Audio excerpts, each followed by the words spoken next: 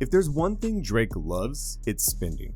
Blowing up cash as though he's allergic to savings accounts. Like shelling out $12.5 million on one necklace. The icy masterpiece sports a jaw-dropping 351 carats of diamonds, with each one of the diamonds hand-selected. And let's talk about that price tag again. A whopping $12.5 million. This isn't just any random splurge on a necklace though, it's a tribute to every one that got away.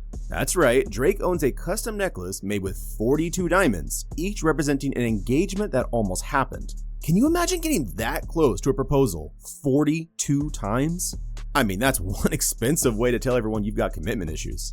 Not trying to play down Drake's relationship issues here, but we gotta move on because even spending $12.5 million on a necklace isn't even scratching the surface when it comes to things Drake spends his money on.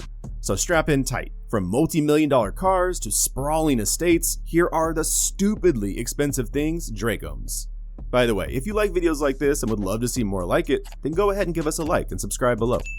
Before Drake became the guy dropping bars about heartbreak and private jets, he was Jimmy Brooks on Degrassi: The Next Generation, rolling around in a wheelchair and dealing with teen drama.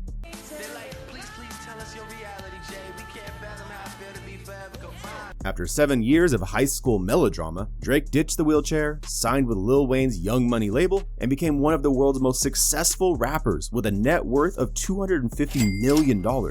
Okay, let's get real. There was definitely some drama, hard work, and beefs before he got to that level in his music. But we're not here to talk about his music. We're here for the juicy stuff.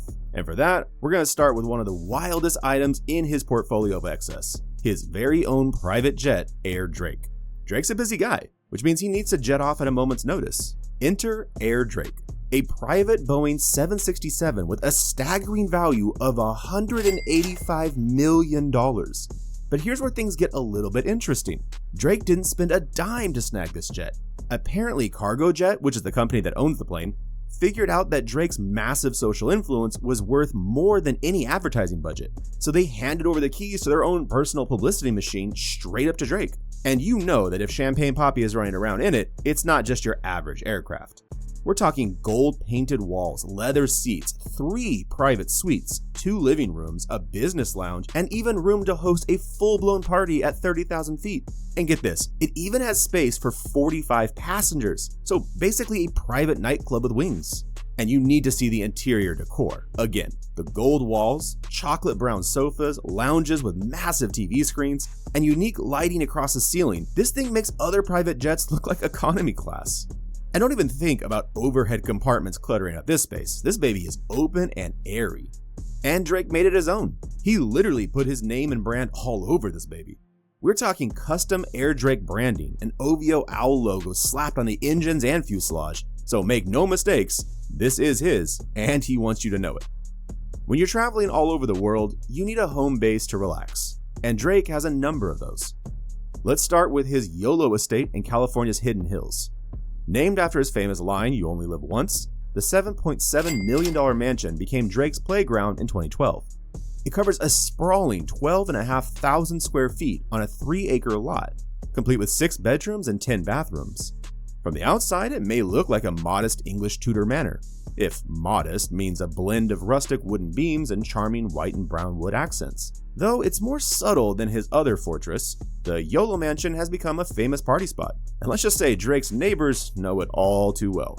Then there's the crown jewel of his portfolio, the $100 million Toronto mansion, which is less of a home and more of a modern-day palace, located in the exclusive Bridle Path neighborhood. This 50,000 square feet limestone manor is encased in massive marble, granite, and limestone fences, surrounded by lush, exotic woodlands.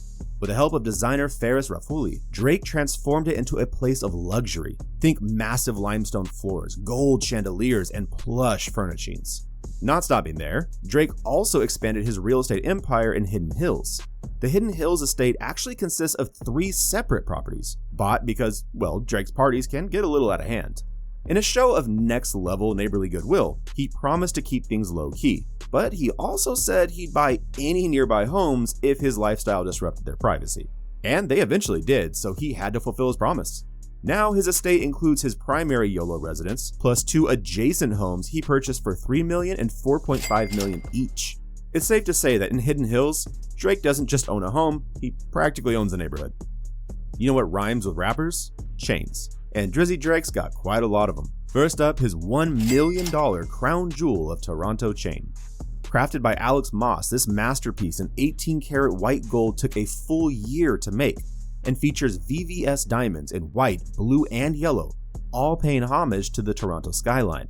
It's also got the CN Tower and all, so basically a city landmark masquerading as jewelry. Now let's talk about the Stone Island chain. This bad boy was designed by Ben Baller, who made sure Drake's love for streetwear legend Stone Island was immortalized in diamond form. Then there's the engagement ring chain, which we already mentioned. And of course, we can't skip the OVO owl chain. This is Drake's mascot, his logo, his brand, so naturally it had to be a showstopper. The chain is a kilo of pure gold covered with over 100 carats of Asher-cut diamonds, all caged in a diamond-encrusted birdcage.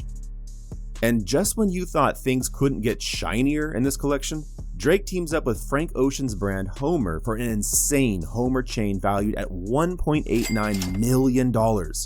Imagine wearing 127.5 carats of diamonds on 18-karat white gold. You can't imagine it? Well, Drake can. His watch game? Equally ridiculous. His Richard Mille RM056 chronograph tourbillon, bought for his 35th birthday, cost $2.2 million and was one of only 5 ever made. It's crafted with a sapphire crystal case, so you can literally see all the gears doing their thing. Then there's the Jacob & Co. Astronomia Casino, complete with a working roulette wheel inside. Forget knowing the time, this watch might just tell Drake when to hit Vegas. And what's a collection without some rings? Drake went all in on Tupac Shakur's $1 million crown ring, making it one of the most valuable hip-hop artifacts ever auctioned. He also has a Godfather ring with 12 VVS diamonds crafted by Alex Moss.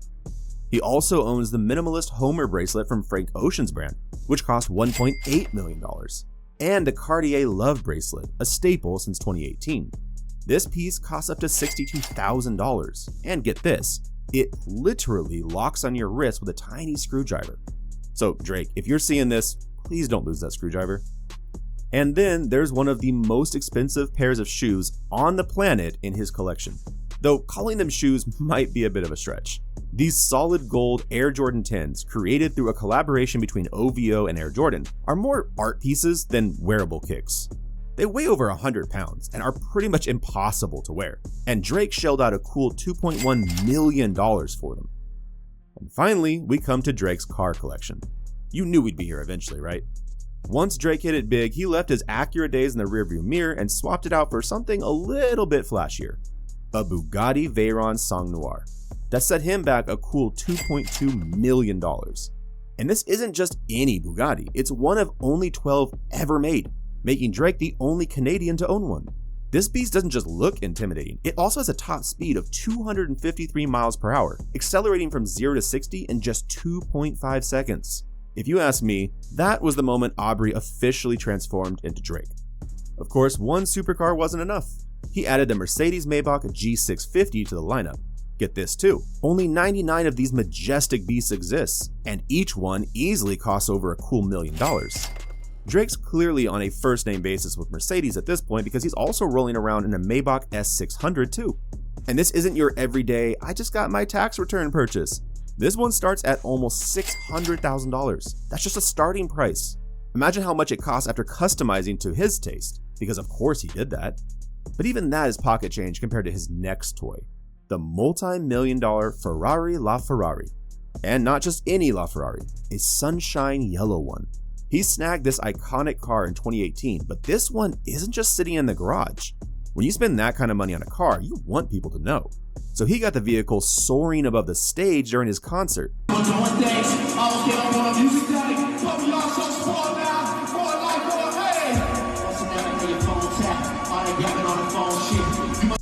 Way to rub it in, Drake. But if we're talking jaw droppers, nothing quite beats the Devil 16. This futuristic ride, which looks straight out of 2070, is worth over $2 million and puts even the Bugatti to shame with a top speed of over 350 miles per hour. Drake's also got a taste for the unique. Enter his $3 million Chrome Hearts Rolls-Royce Cullinan, a gothic dream decked out in custom details like embroidered crosses and lily flowers that give it an edgy Saints vibe interior. And when he flips on the lights, the ceiling turns into a starry night, perfect for when Champagne Papi needs to create a starry night without stepping outside. And then we move to Drake's Bentley phase. He's got the Bentley Continental GT Speed convertible with a W12 engine that churns out a massive 650 horsepower. This baby rockets him from 0 to 60 miles per hour in 3.6 seconds. Perfect for any occasion where he's running late, like for the Grammys or something. Value? As much as $370,000. But wait, there's even more. His garage also houses a Rolls-Royce Phantom, a Mercedes Maybach Pullman, a Mercedes-Benz SLR McLaren, a Lamborghini Aventador Roadster, and a Bentley Mulsanne. It's like a luxury car convention in there, and Drake's just casually deciding which multi-million-dollar ride matches his outfit for the day. Drake also has a serious addiction to speeding, and I mean speeding through cash, especially when it comes to gambling. And the guy's no stranger to wild wins, like when he won a whopping $17.9 million with Lil Baby. Yes! Oh my God! Yes!